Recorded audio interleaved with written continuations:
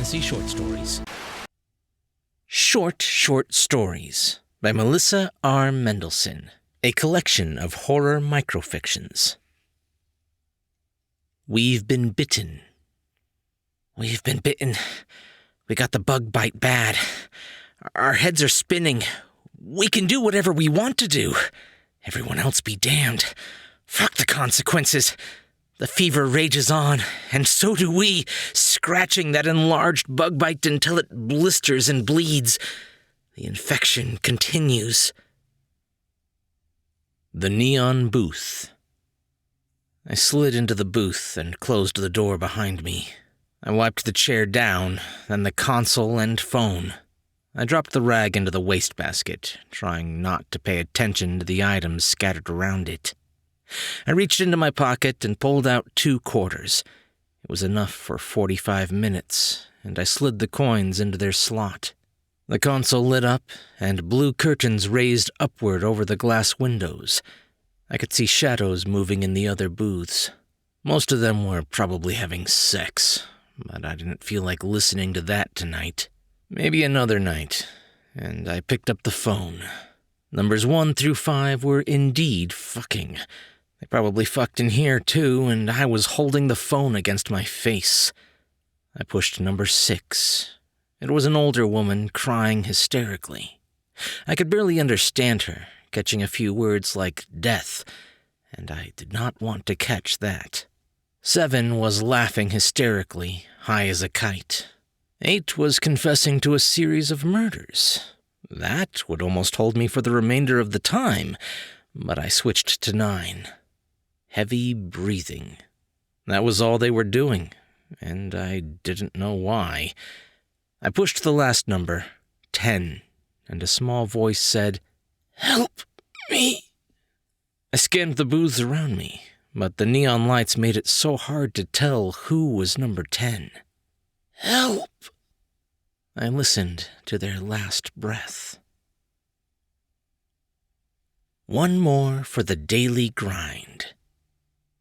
He returned from work and stood by the wall. The computer scanned him. The wall formed into a door, and he walked inside. He stepped to the left, and a shower compartment emerged. He stripped off his work suit and washed the dirt and oil from the factory out of his hair and off his skin. Another compartment opened, and he threw his work suit into a canister. He pulled out a white sleepwear from another one. He got dressed and stepped to the right. The wall opened, a table and chair were pushed outward. A hot meal greeted him along with a glass of red wine. He needed that after a long day at work. As he ate his dinner, music played overhead, soothing to his mind and heart. He leaned back in his chair as the table disappeared. He looked toward another wall. It formed into a window so he could look outside, but he never saw the sky. He would dream of the stars, and a bed rolled out nearby. He stood up and yawned. The chair was gone, and he fell into the comfort of sleep. Tomorrow was another day. As he disappeared into darkness, a red light blinked. It was satisfied with his behavior, but it did not like how his neighbor behaved. The red light blinked again. That cube went dark, but he would never know someone was gone. Unchangeable. "Doctor, that's her 3rd bag. She can't take much more of this." "We don't stop until we get her blood clean." "Well, maybe her blood isn't the problem." "What do you know? You're just a nurse. Keep going with the procedure. We need to bleed this cancer out." "Doctor." "No, I don't want to hear it. Continue the process, or I'll find another nurse that will do it." "Yes, doctor." "You're still standing here. Why?" "It's just..." "Just what? Spill it out already." "We can keep continuing the process, sure, but it won't change anything. We won't change her." Sometimes we're better off not knowing. I need to know him.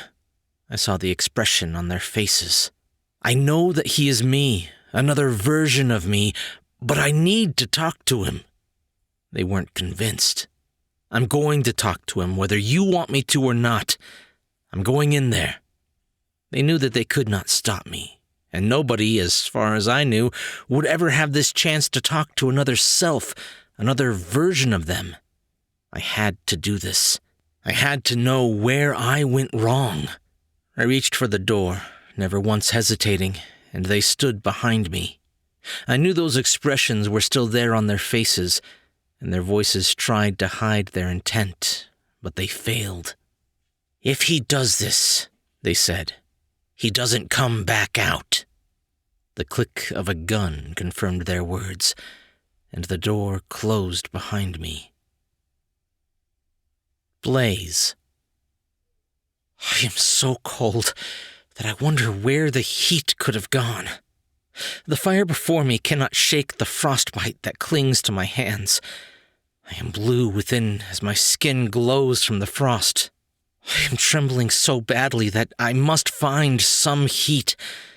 I see the blaze rise up in front of me as if to answer my prayers.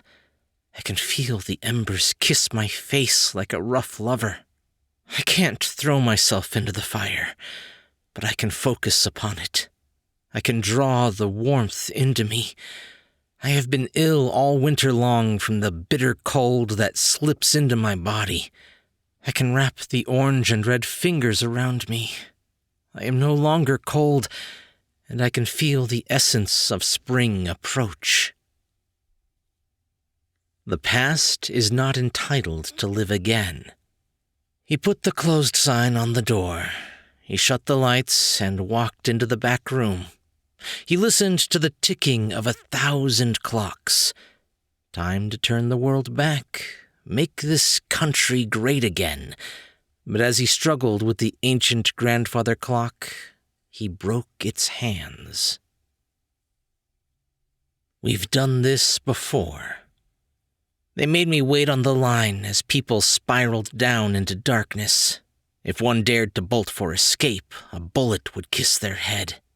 My feet were molasses. Dread filled my heart.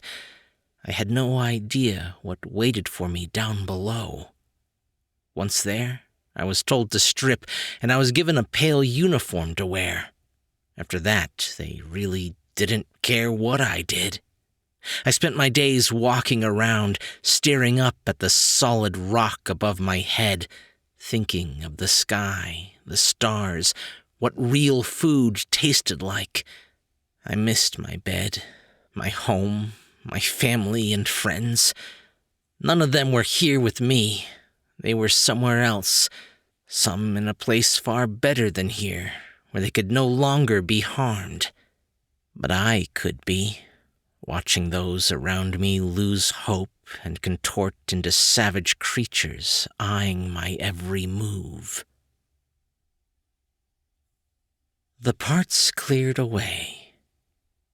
Her hands strummed along her stomach, making a hollow sound. Her eyes gazed down at the welding, gingerly tracing each one, but at least they were small scars. Her mind pushed forward, returning to its tasks, even daydreams, eyeing a small bird hopping on a branch outside the window. Her hands lingered for another moment, but then she moved over to the keyboard.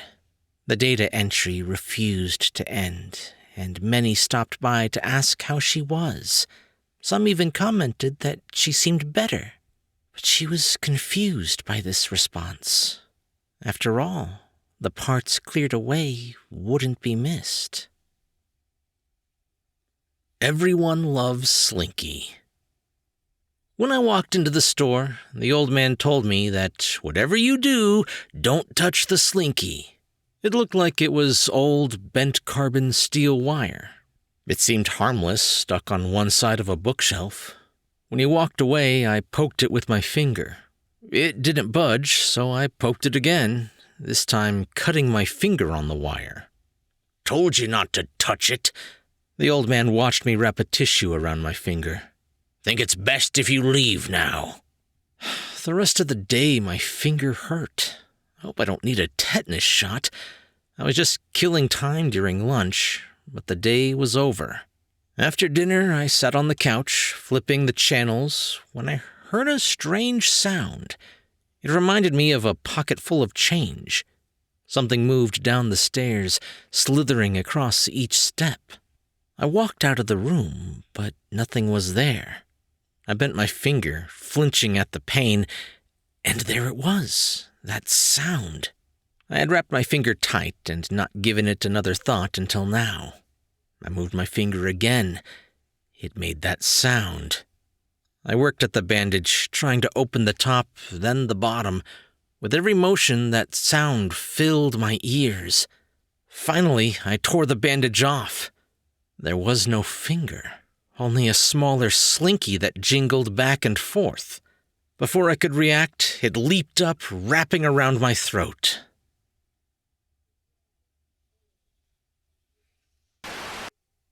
Melissa R. Mendelson is a horror, science fiction, and dystopian author. She is also a poet. She has had both short stories and poetry published online and in print. She recently recreated and re-released her sci-fi novel, Waken. Her prose poetry collection, This Will Remain With Us, was published last year by Wild Ink Publishing. She is currently working on 3 projects that were left unfinished in 2020. She hopes to have 2 horror novels, Lizardian and Porcelain, released in 2024. Hey guys, I hope you enjoyed those. For anybody who's been listening to the channel for a while, Melissa has been submitting stories since all the way back in 2018. Basically the entire time Tall Tale TV has been around. For this episode, she was really inspired by one of the other stories on the channel, 365 Short Stories, which was a project by another author where every single day they wrote a microfiction. And we had a number of them here on the channel in a single episode, so she thought she'd try her own hand at it. As somebody who's never been able to write microfiction, I can't imagine how hard it is to write stuff of this size. It blows my mind. I have trouble getting stuff under 2,000 words. So if you enjoyed this, she has a lot of other stuff here on the channel, and I can leave links to where you can find it all down below. And if you did enjoy this, be sure to leave a thumbs up and a comment if you're on YouTube. Or if you're listening to the podcast, just be sure to subscribe for more brand new short stories. I'm Chris Herron, and that's it for today's Tall Tale TV.